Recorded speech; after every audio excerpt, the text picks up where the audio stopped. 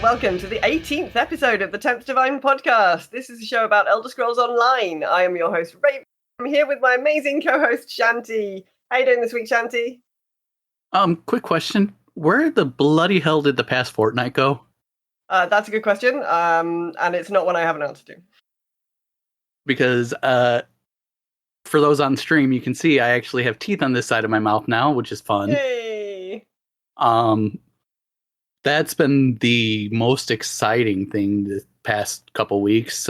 My schedule's shifting temporarily just for this coming week, but it's going to enable me to wake up in time for the live stream reveal event. So that's going to be nice. Oh, yeah. Yeah.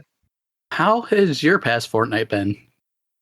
Well, I'm still in Walthamstow, so that's exciting. However, this torturous flat purchase situation should be coming to an end this week. That's the plan. We are supposed to be completing on the 27th, which is Friday. That's what's supposed to happen. We've got all the answers to all of the questions. I just need the vendor solicitors to do two things that they couldn't do until we had a completion date. Got a completion date, they just need to do them. Easy, straightforward things. So, hoping that by this time in 2 weeks' time, I will be living in Chesham and not living in Walthamstow. And it will be this 9-month trauma will finally be at an end. Hooray!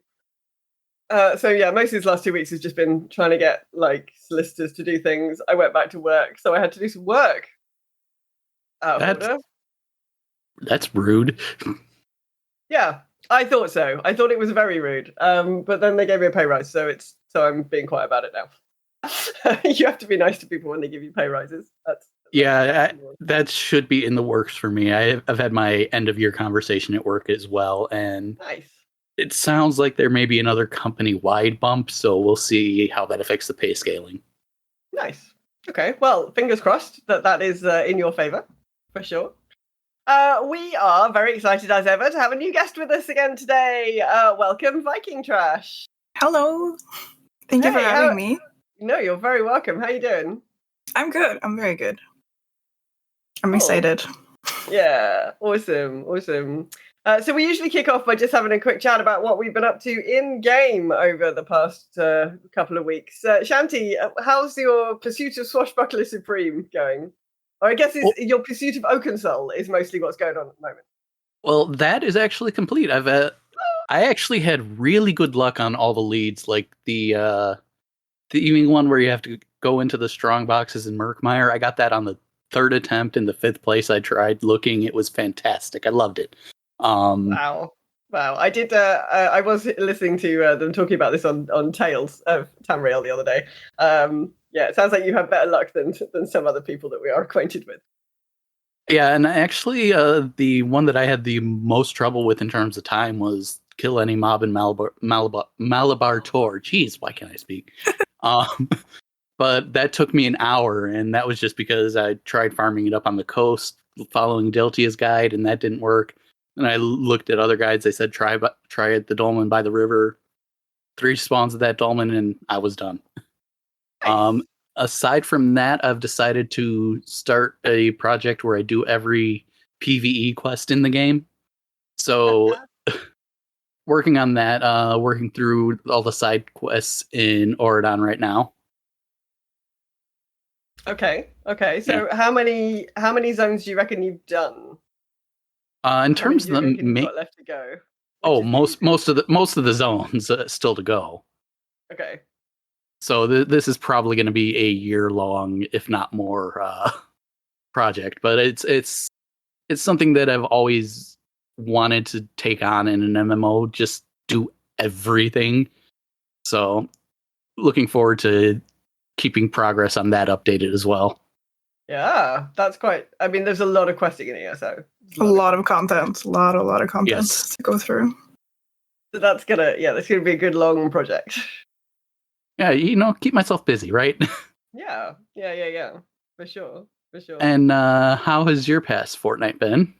Honestly, I haven't really done much ESO, but to be honest, I haven't really done much WoW either. I I'm finding it very difficult to concentrate on video games at the moment with all this house-related stress. So Fair. I've just been crashing in front of the TV. So I've been catching up on a bit of Netflix. I've been watching Wednesday, which is like basically made for me because I'm a filthy goth. So I've been catching up on that and not really playing much video games. Obviously, in World of Warcraft, I run a couple of group content groups. So I've been keeping those ticking over. But in ESO, I've just been doing my writs, really. Just been doing my writs, logging in every day, doing my writs, logging back out again. Welcome to the chat room, Lotus. Nice to see you stopping by. So it's been pretty quiet, but I'm hoping that that once I move, I can get a bit more, bit further back into ESO. And I got a message from somebody that we often play with in the GGW community this week, and they were saying they wanted to get back more into ESO.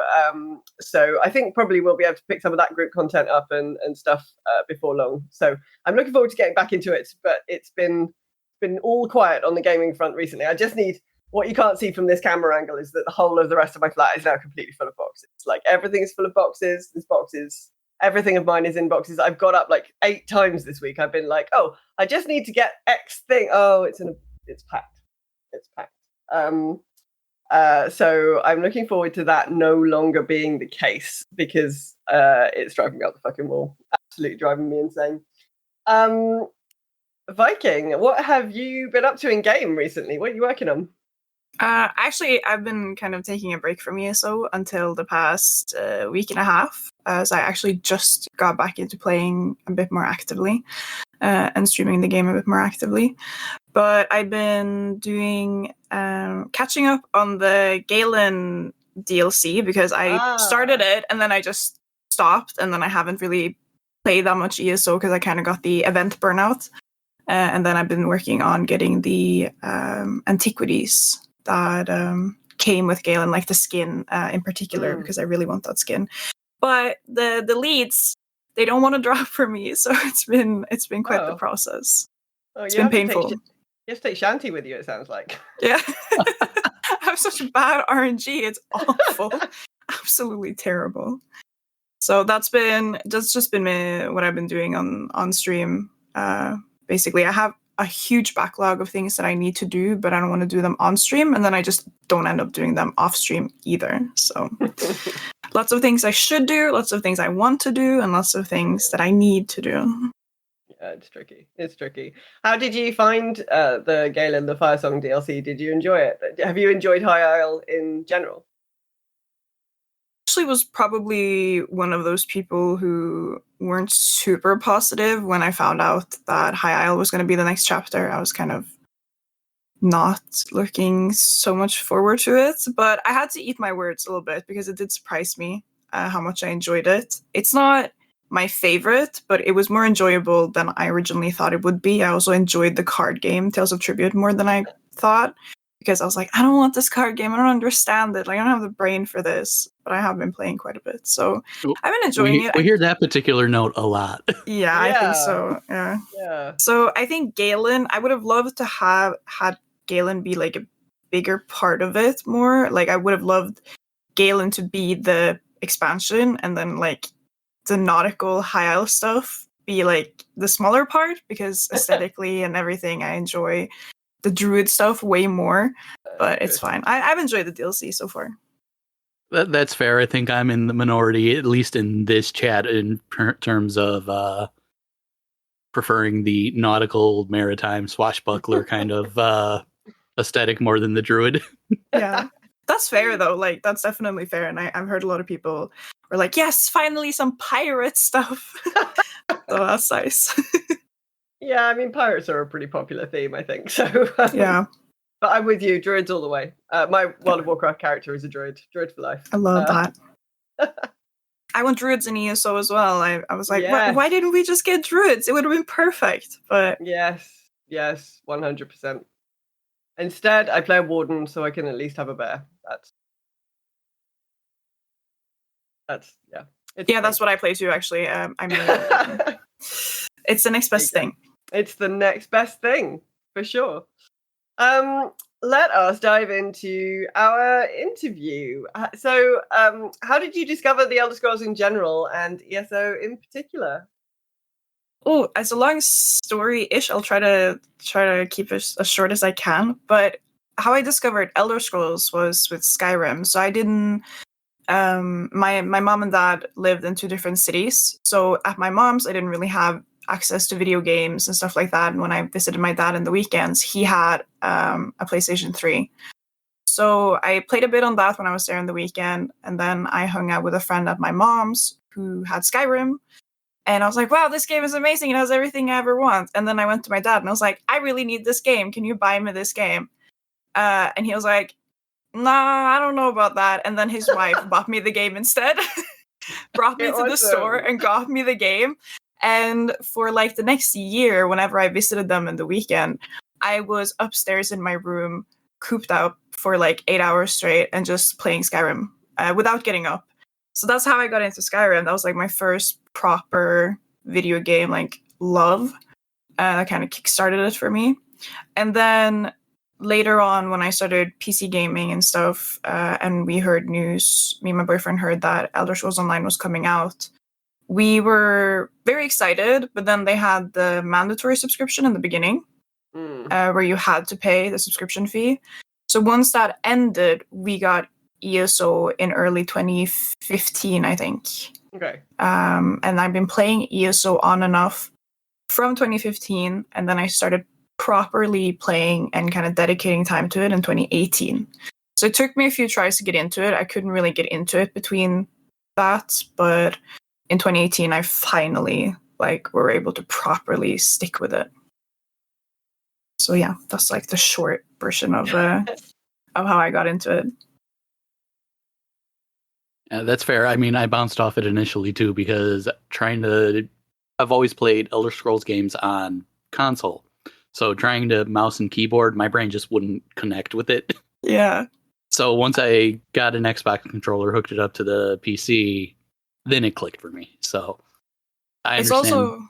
It's also just it's an MMORPG. I didn't have any, or I didn't have much experience with MMORPGs. So going from Skyrim to what ESO is, because a lot of people play Skyrim and then they try ESO thinking it's going to be the same thing. Yeah. And it's not the same thing at all. Not even there's similarities, of course, but it's not.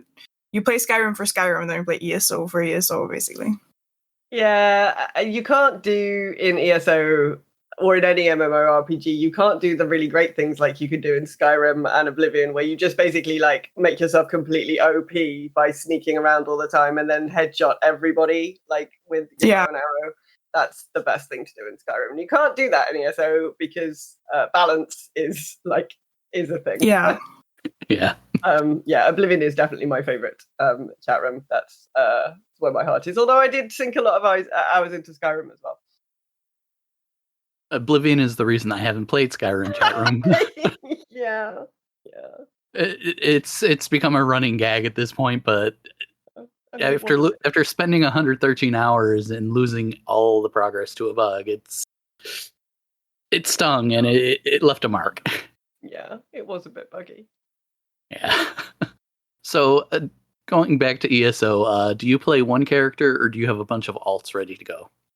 I primarily play one, but I try not to be, what is it that people call it, like an altaholic, where you make a bunch of alts for no purpose at all. You just want to have a bunch of alts, right, for the fashion, and it's exciting to level a new character, but I try not to do that. So I promise myself I'll only make a new character if they have a purpose. So I do have a lot of characters, but it depends because I don't always need the others, but I do always need my main, which is it's a pretty simple solo build. So it's a solo stamina warden. So I can do most content on my own because I play mostly by myself. But I do have a tank that I've used quite a bit, which is also a warden. And then I have three PvP characters, but I mostly only use the Templar that I have, which is a super tanky healer that I mostly run in Cyrodiil during the events, which is a ton of fun because I can't be killed.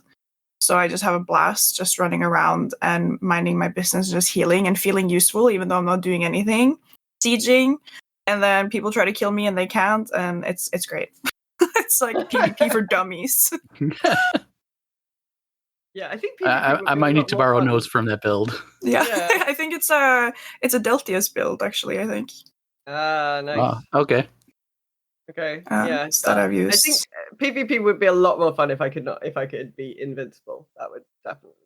Yeah, I saw the year before, or like the event before I made this, or like made this build or changed this build. I saw a Templar who was in Imperial City, and she just wouldn't go down. Like there were so many people piling on her, and she wouldn't die. And I was like, I yelled to my friend. I was like, "That's what I want. That's the type of character I want. We need to find this build. I need to find this person and ask them what they're running because this is what I want. Because I don't need the kills. I just want to like not die so I can do my quests and also so I can feel like a little bit useful. So I just, with the Templars, they even have like the beam where they just like stick the staff in there and there's like that beam, or they go around clapping all the time." And I was like, that's what I want. I just want to go around clapping and like applauding everyone. Yeah. That's cool. So how did you get your start in content creation? Not with ESO, funny enough. I started actually as an Overwatch streamer, an FPS streamer.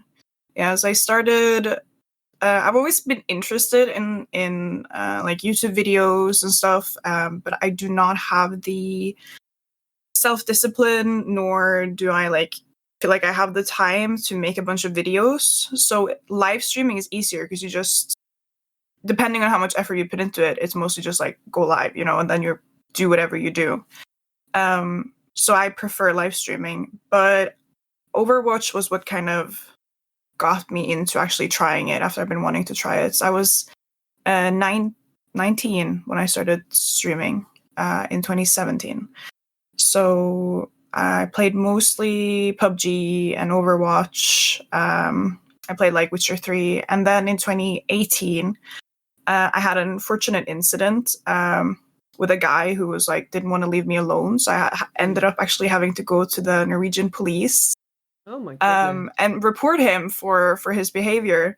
And while I was there, they were like, maybe you should lay low for like a couple of weeks while this calms down, basically. And I was like, okay, sure. And while I was on that break, I got an ad on my phone that was like, it was for Somerset, I think, because Somerset came out in 2018. So they were like, oh, join Somerset, out now, blah, blah, blah, buy it. And I was like, wait, I have this game. Like, I played ESO. And I went on my PC when I got home, and I still had it downloaded. And that's kind of like how I got started back into ESOs. I played a shit ton of ESO while I was off stream while I had to take this break. And when I came back was when I started streaming ESO. So I just left all the FPS behind after that incident. Yeah, that sounds pretty grim. I'm sorry you experienced no, that. like it's fine, and also like it worked out. And if anything, I'm happy that it happened because I wouldn't have started streaming ESO if that hadn't happened, and I wouldn't have achieved the things that I have achieved if it hadn't happened. So it's whatever now. But so that's how I got started, basically. Do you find the ESO community a bit friendlier than the FPS communities? Definitely. I'm playing Overwatch again now because Overwatch 2 came out, and it's different. It's different. I usually tell people ESO made me soft because I used to also be like a more toxic player. But in general, the ESO player base, at least when I started, were very, very mellow, low-key, very sweet. It's changed a bit over the last 2 years, but it's still not as toxic as other game communities. It's better now, or like it's better than those. But it's definitely night and day from what I came from to ESO. So you've gone from streaming FPSs to becoming a member of the ESO stream team. Can you tell us a bit about what that process was like, applying, and what all the requirements are for being on the stream team? Well, the So the requirements, the requirement says on the website when you apply, they're a bit wishy-washy. There's probably, I don't know, I'm purely speculating, but I'm guessing there's a bit more to it than what they say on the website. Because they're very like, you need to have 1,000 followers, you need to stream ESO once a week, and that's pretty much it. I think there's not much to it unless they changed it. So when I applied the first time, I was pretty new because I was like, well, I filled the requirements. I've been streaming ESO once a week for a while, more than once a week, and I have over 1,000 followers. So I applied, but it actually took me over 2 years to get in. But I had 3 applications across two years, a bit over 2 years. So it isn't easy getting in for most people, I think, unless you really excel, I'm guessing. But again, I'm purely speculating. It was not... I honestly had kind of... When I got into the stream team, when I got that email from Gina, I had given up. I was actually not really streaming a whole lot of ESO when I got into the team. I was streaming Dead by Daylight that month because it was October. I was burnt out on ESO because of the events. The whole summer had just been like a bunch of events. And then I was playing mostly Dead by Daylight and streaming mostly Dead by Daylight. So when I got the email, I was like, well, guess I'm back in ESO. Because I was, like you kind of get like exhausted and fatigued once you've been grinding for a while. And 2 years is a long time to grind for something so specific and niche, right? So it's definitely not an easy process. And I was very thorough with my applications. I only sent in the new applications when I felt like I had something to add, something changed. So my last application, I had sent that in July. And in that application, I shared, like, I've been working with Bethesda Nordic, like, I've been working closely with them and doing sponsored content for them. So I'm already familiar with, like, the code giveaways and how it kind of works and everything. I think I probably had some other things to share, like follower growth and whatnot and stuff that I've been doing. I think I'd expanded my knowledge on the game in general a bit as well. So I applied in July and then I got in October. That's a long time to wait for a decision. Yes, because they don't tell you no either. So when you apply, you're like, do I apply again or do I just leave it? But I was told by someone else who was on the team at the time that they just keep your applications. There's no reason to just like spam them with applications, basically. So that's what I did. So I sent them with huge gaps in between. The second and the last, like the third application, had a whole year between them. Okay. So yeah, that's how I did it. At least I don't know how other people did it, but that's how I did it. That's like a lot of work. It is. It's definitely a lot of work. Do you enjoy being part of the stream team? Is it a good experience overall?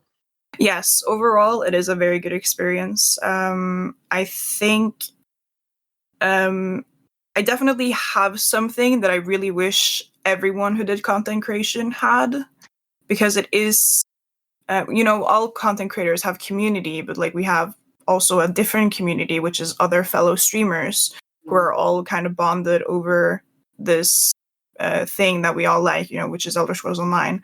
Not to mention that the ESO community managers and everyone who works, they're just overall very, very nice compared to, like, they didn't have to be so nice. Like, they don't owe us anything, and still I really feel like they are sometimes really going to great lengths to make cool things happen or make fun things happen or help us out, basically. So I definitely I feel very privileged being on the ESO stream team for sure. Cool. Are you known in the community for a particular aspect of the game, or do you play lots of different bits of the game? What is it when you're streaming? What is it that you like to do? No, I don't think I'm known. I used to be known for housing when I started, because that's the first thing that kind of really hooked me in, because I'm a sucker for cosmetics and aesthetic and decorating and character creation and everything like that.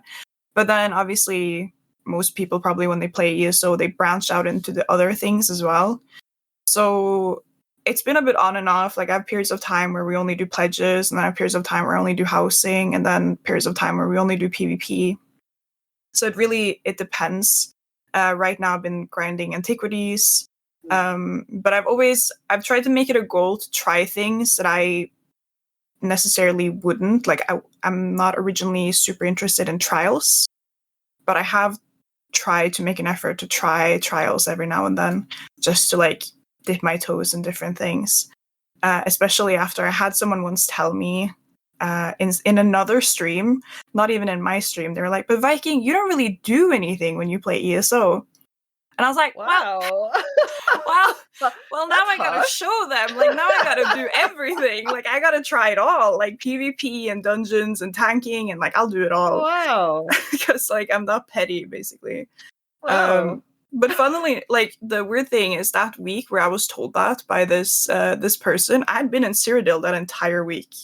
Oh. For hours. Like I streamed for 8 hours and I've been in Cyrodiil the entire day. And I was like, do anything, because they were like, yeah, you just do writs and like stand in Alinor and talk. And I'm like, that's not true. No. So, yeah. I literally have the receipts from this week. Yeah, exactly. I was like, just go watch my VOD. VOD. Nothing. Yeah. I've been sweating, putting in hard work in Cyrodiil. So yeah, no, it's fine. But yeah, I try to not get too comfortable and just like, because I'm one of those flower pigging players, you know, who do writs and decorate my house and play dress up pretty much if I'm feeling lazy. So I try not to get too comfortable in just doing that, but also try the occasional Maelstrom Arena and do some vet dungeons and stuff as well. Hey, if transmog is the real endgame in World of Warcraft, housing is definitely the real endgame in ESO. Agreed. Definitely. We are just going to take a moment to remind you that this show is part of Bonus Roll Productions. You can find our show and lots of other great MMO-focused podcasts, such as Girls Gone WoW, A Podcast Reborn, and For Azeroth over at bonusroll.gg. So you founded the Herdheim stream team in 2021. Can you tell us a bit about what the team is about? So the reason why I wanted to start Herdheim in the first place was because of what I just mentioned with the ESO stream team, that I wish every content creator had that. So I was like, well, I can kind of do that because I'm like when I got partner, you can make your own team, or I think you can make two actually. So I was like, well, I have the power to do this. It doesn't have to be a lot. It just has to be kind of like a home base, because I don't know how much you know about Twitch stream teams, how much you've heard about stream teams, but it's like standard that is like a pyramid scheme where there's a streamer on top and then everyone has to like, you have to like host them this or like raid them this and this much and watch the stream this and this much, and everyone has to like watch each other, and if you don't, you get kicked out. And I've been a part when I get started in streaming, I was a part of that, and I got kicked out because I wasn't active enough in Discord. So I was like, it's not going to be that. It's not going to be, if I'm going to make a stream team, it cannot be that. I cannot make people watch each other if they don't want to. Not to mention people who stream a lot on Twitch, they don't really watch streams other than when they stream, basically. Because it's like watching someone work when you're off work. Like when you're done at work, you go home, you're done. Yeah. So I was like, I just want people to have a place where they can ask questions. Some people, I think, have a hard time reaching out to me. I've been told I'm not super approachable. So this is my way of being like a bit more approachable, so they can be like, hey, Viking, I was just wondering, how did you do this and that? Or where can I find this and this resource? Not to mention that in Herdheim, we have a lot of, hey, I currently got offered this sponsor deal for this and this maybe amount of money, or like, how do I do this? You know, how do I go about it? How much would you charge? You know, like it's super valuable information and input that most streamers do not have. I've realized. And when I had the resources to just offer that in form of like a Discord server and a team and offer a bit of community, I felt like it was the least I could do. But at the same time, it's so important to me that it's not this like it becomes the support for support thing, or now we're going to boost this next person to partner. Like, it's not that, and it's not going to be. I told them when they joined, the first members who I brought in, because I invited them, I said, like, this is not going to be like super active. I don't have the energy to keep. We're not going to do a bunch of events, or I'm not going to like post a bunch in the Discord. Like, I'm here if you need me, and Herdheim is here if you need it. And other than that, just create content, do what you need to do, and then we'll be here if you need it. So that's the essence of Herdheim, basically. That sounds like a really great thing to do, actually, because I think it's very difficult as a podcaster or as a streamer to kind of know where you are with other, like, in relation to other people. Like, am I doing stuff okay? Is it like, am I having a similar experience to other people? Am I doing better? Am I doing worse? Is there things I could be like, that kind of information sharing? I think is really, really important. It's not everything that you want to like put out, say, on Twitter, because it's just some things you want to keep kind of in private. But then you're like, totally.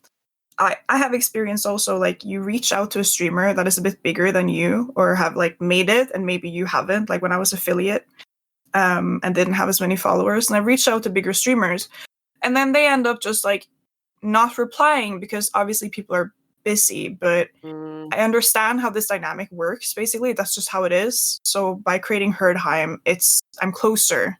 I don't, you don't have to like DM me. You can just put it in the Discord, and then I'll get to it when I can, basically. So it makes it all a bit easier. Yeah. It seems like a really, really good thing. Seems, I guess it's similar a little bit to what Tom from Robots Radio was talking about about doing a similar thing in kind of podcasting, having everybody like boosting each other and just sharing information and. Yeah, I think also, like, if you can do something, Herdheim is not something like huge or like massive, or this big thing in any way, but it's a little thing that I could do, and I figured, why not? And also, I do like helping, and this is my way of kind of giving back a little bit, at least, because a lot of the people on the team too, the people that I invited, have also been really great supporters and friends. And then we brought on some new members late last year who applied, who are also amazing creators. And I want to like offer this to them, basically. I don't think you should undersell how vital information sharing is. I don't think that's a little thing. No, I think it's super important. And some people, and it's something that people can sometimes get a bit funny about, like. Successful people don't always want to tell less successful people like kind of their secrets or whatever. I do think there's a lot of gatekeeping for sure. There's a lot of gatekeeping. I think so the next question I had for you was about what was the moment that caused you, or the event that caused you to create the team, but I think you've spoken about that a little bit. So it sounds like you decided to do this after you joined the ESO stream team. Yeah, and also it was important for me to do it after I got partnered, so people wouldn't so no one got the wrong idea thinking that I'd created a pyramid scheme to get partner, because a lot of people do that, sadly. At least when I got started in 2017, there was a lot of those teams around. So that was also just like, once I get partner, then I want to do this thing, and also just as like a fun project on the side, basically. I mean, getting to partner is no small thing. That's an amazing feat in and of itself. Yeah, extremely difficult. Difficult. It was for me, it was not easy. Getting partner on Twitch did not come easy at all. No, it's been an uphill fight, for sure. Yeah, I mean, sorry, how many times did you have to apply for partner? Like 5 or 6 times, maybe. Maybe 5. I think during my 5th time, I actually got help from Nefus to help like rewrite my application a bit, because I was like, I don't know what to do. They keep just saying no, and I don't know why. Like, it's not happening, and I was getting super frustrated. So Nefus actually helped me tweak it a little bit. Also, English is not my first language, so when submitting an application in English, the English is going to be a bit rocky sometimes. So that was super helpful, super grateful. And then I think after he had tweaked that. I wonder if I applied once or twice before I got my yes. Yeah, but it was quite the process. It was not a good time. I did not enjoy that at all. Yeah, Raven went exactly where I was about to go, because I was about to say I've heard horror stories of applying 5, 6, 10 times. So Yep. Yeah, and you I was don't told the get any same. feedback. You get either a yes or a no. That's kind of so. There's no like no, not at this time. But if you focus on this, this, and this, then that's what. Like it's just no.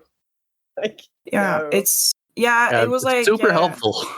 You get like they have like a couple of different types of emails they'll send you, and I was told that I got the good email, the one that means that you will get it, you just have to keep trying, and I guess that was true. But it's not helpful still, because I applied from July, I think, until November. Yeah, so it was rocky. It was definitely rocky. I felt my sanity slipping towards the end of the year, basically. Yeah. But you got there in the end, which is the important. I got there in the end, yes. So you did mention that you've onboarded some new team members recently. What do you look for in potential new team members? Just effort. I got a lot more applications for Herdheim than I imagined that I would. So when I got some applications that showed that the person who applied didn't know Herdheim at all, they had probably just stumbled upon the tweet and just decided, I'm just gonna apply because why not, you know? And so they didn't know the team, and they also don't know me. And again, I don't want Herdheim to be like it's not a thing to boost me, but I am the leader of Herdheim. So I think also the whole fact that I am how I am very blunt and straightforward. I feel like you should know who you're dealing with when you apply to Herdheim, because if you don't, you're going to be in for a surprise. I think if they just join Herdheim and then I'm going to be like, hey, I'm Viking, I'm your leader, and like I'm like this, they're going to get shocked, basically. So I had some people who were just like, I just applied because why not? And then I had some people who were really like, they wrote really long, in-depth answers, explaining, answering the questions I asked really well. And I felt that they had put some thought into this, and that matters. Other than that, I don't really, it doesn't matter what kind of content you create. It doesn't really matter what size you are. And it doesn't matter if you're where you are in the world, or if you're a VTuber or a cam streamer or a no cam streamer. I just wanted to see that like I care about streaming, and I'm passionate about this. And if I'm going to join Herdheim, then you know it is because this is something that I really want to do, like content creation overall. So the demands weren't super high, but some people applied where there was no effort, and then there were some people who did really well, obviously. And then there was more people that I wanted to bring in, but and I did bring in more than I had planned, because I only planned to bring in a couple, and we ended up bringing in more because I had such a hard time deciding who to bring on and who to not bring on, as it was a really difficult process. So we're probably going to have to open up applications up again soon-ish, just because I know there are more people who'd like to join that I don't have capacity to bring in right now, because there would be too many people. How many people have you got in the team at the moment? Oh, that's a really difficult question, because I am bad at math, but we're a bunch. I don't know. I also like I had the number before we brought in the new people, and now I don't remember anymore. But we're 8 plus maybe like 15, 16, maybe 17, including me-ish. Yeah, okay. That sounds about right from what I looked at yesterday, scrolling through it. So we're like a classroom, a small classroom. A small classroom. That's like half a classroom in the UK, but like we have really big classrooms. I live in Norway, okay? We're not that many people. In the US, that's also like half a classroom.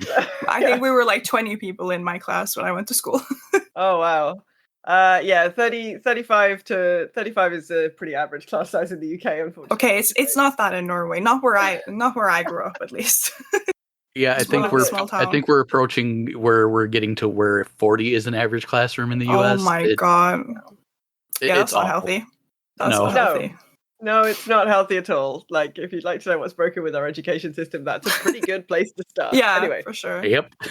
this is not a political podcast. So, I shall extract myself from that soapbox. We've just got a couple of fun questions for Yes. you before we finish off. If you could pick one species or race from Nern and put them into our reality, which one would you choose? I thought about this, but I'm so bad at lore and ESO or like in Elder Scrolls in general that I don't know. Like I wanted to like say Bosmers, because I like Bosmers. So I was like, maybe that wouldn't be a great idea. Aren't they like cannibals? I mean, they do have that pact thing, but let's, Like just like if they were real and I could be a Bosmer, then I'd pick Bosmer. Yeah, that's fair. Okay. Which Elder Scrolls species would you most like to have as a pet? As a pet, oh, can I say dragon? Yeah, I That mean, is, in fact, an probably- Elder Scroll species. Yeah, but like a terrible idea, It's not a great idea to have a dragon as a pet. But like, if someone's like, "Hey, do you want a dragon?" I'd be like, "Yeah." I mean, like, how could I say no? Of course, I Yeah. want a dragon. It might Yeah, end absolutely awful, but to be fair, I mean, Raven and I both play World of Warcraft, and in this expansion, they're just throwing dragons at us. Yeah, yeah, We're my just playing the boyfriend's story been you get trying to. for. Yeah, my boyfriend's been trying to be like, they have dragons in World of Warcraft now. Like, you can have your own dragon. I was like, it's Yeah. not enough. It's not enough. Yeah. I'm not gonna play WoW. He's like, you can have multiple dragons. You can have as many dragons as you want. It's dragons He's- all the way down. And He's that's trying not really even to that's sell not it to even me. counting the old dragons that you can still go and farm. But to be fair, if you had a dragon like Parthurnux or like Alduin, I feel like I'd be their pet and they wouldn't be my pet Yeah. because they're Yeah. just like intellectually way It's a little different kind of dragon. Yeah, then I'd be their Yeah. pet. yeah. I definitely think Alduin is not anyone's pet. That's not a thing. I'd just Don't be like think it's their little mortal, basically. Yeah. Yeah, unless it was that plush version that Lotus pulled out of his loot crate the other day. That was quite cute. But I have yeah, a plushie. Oh, this way. I have a plushie Cadwell. That's the only plush that I have. That is. Well, I have two of them. Hey, a little plushie Cadwell. Cadwell. That's Okay, so I cool. need one in my life. Yeah, I think they sell them. I think they do. They used to, at least. I was sent two because I used to have a cat, so one of them was for the cat. Hey. So they're like, here's one for the cat as well. And I was like, yeah, she definitely needs a Cadwell. She definitely needs a Cadwell. I wonder if River would like a Cadwell. River's not having a Cadwell. Final question. Why is AD the best faction? Aldmeri Dominion. Yeah. No, I actually do play AD, but okay. So it's just I'm one of those that always go like for the queen just to like piss other people off because I know people don't like AD. Yeah, it's proven to be quite an effective way of pissing people off. Actually, we've Yes. discovered during this People are like, podcast. Viking, why do you play AD? And I'm like, because people shit on them all the time. So I picked AD out of spite, and also I like elves, so there's that. Yeah, like I get exactly. the Kashyyyts and the elves. Like, Yeah. there's a win. Plus, like we're all thirsting for the queen, right? Yeah, If anyone I says they mean- aren't, they're lying. they're definitely lying. Queen Iren is just the best, right? I that's like one of the few quests I've done on repeat is the Orden main quest. So I'm a huge yeah. I like the Queen a lot. The queen is It was just funny because I actually do play AD, so I was just like, well, I only play it because I'm petty mostly, but also for the Queen. So I don't know how to answer that in like a good way, in a lore friendly way. We don't need lore friendly. I'm petty, and for the queen is just as fine Yeah, an answer as that's- any we've gotten. Yeah, no, because every time I play Cyrodiil, I have people from, especially EP, every time I play PvP, there is always the Ebonheart Pact players who come in and are like, Ebonheart for the blood, and I'm like, shut up, no one asked. Like, no one else does this, it's just you guys. It's always the EP players, I feel. Yeah, down with the Sorry. pact. We still love you though, Lotus. Yeah. Of course. I've had this Of course fight we so do. many times over the years. It's so funny every time because I know they get like genuinely they get so irritated when when I start this.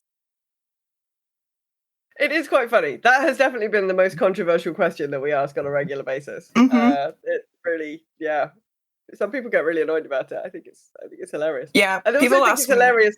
I also think it's hilarious in a game where the factions don't really matter unless you're PvPing. Yeah, not really. And people ask me like, "Oh, you're Norwegian. Like you're basically a Nord. Like that's the wrong faction." I was like, "Why would I want to be a Nord in a video game when I'm a Nord in real life? Like that is so boring. I want to be an elf. Yeah, I don't wanna exactly. be- I don't want to be myself. That's so When, boring." when when people ask me why I play Khajiit or Orc or anything else in World of Mhm. Warcraft or ESO, it's like I'm a human in real life. I don't need Yeah, to do that in exactly. game. Exactly. That's how I feel Who needs to too. play humans? No. Elves all the way down. That's the Yes. important thing. Agreed. My World of Warcraft character is a night elf. I am notoriously for the elves in all Hell video yeah. games everywhere. Hell yeah. Yeah, no, for sure. And also, it's just I don't know. I like being if I'm playing video games, I want to be fancy, you know. So then I want Yeah. all the accessories and the Bosmers get like the antlers and stuff. Yeah, It's yeah. like I'm all in for that. Yeah. 100%. Well, thank you so much for taking the time to come and join with us today. We've had a Thank great you. time. Can you let our listeners know where they can find you? Everywhere. You can find me at twitch.tv/Viking Trash. You can find me on Twitter at Viking_Trash and on Instagram, the Viking Trash, because my name is taken everywhere. So always have all my other social media linked. You'll also find links to like YouTube and TikTok and all the other like smaller social medias that I use basically there. But I'm primarily on Twitch and Twitter if you want to like see Viking Trash content, basically. Cool. Thank you so Well, much for having me. No, thank you for coming. And thank you, listeners, for tuning into the show. If you've enjoyed it, please let other people know and give us a review wherever you're listening to us. Rating and reviewing the show will definitely help other people to find it. You can give us a review over at the Bonus Roll podcast directory. Go to bonusroll.gg/directory to find it. If you want to get in touch with the show, you can find us on Twitter at 10th Divine Pod, or you can email us at 10thDivinePodcast@gmail.com. If you want to find us in other places, you can find me, Raven, over at Girls Gone WoW, if you're a World of Warcraft fan, or if tabletop RPGs are more your thing, check out As the Dice Roll, where I'm part of the crew of the Cautious Optimism. You can also find me on Twitter, Twitch, and Instagram as Silky Raven. You can also find the Girls Gone WoW Discord at girlsgonewow.net/Discord. There's a channel for ESO chatter and lots of other gaming chat over there. And you can find me, Shanty, on Twitter or Twitch at Shantyman Gaming. Excuse me. You can also find me on the Girls Gone Wild Discord, joining an ESO chatter and gaming chat. And if blogs are more your thing, you can check out my Road to Swashbuckler Supreme on the Bonus Roll Productions website. And feel free to say hello if you happen to see me online. We need to update those so they say the things that we'd actually like to say. Yeah. Then having to try and make them up on the fly. And also, Yeah, I I keep meaning to do that, and then life keeps getting in the way. Yeah, I know those feels. Thanks very much for joining us this week. We will be back in a fortnight with another lovely chat about ESO. Bye-bye. Bye. Bye.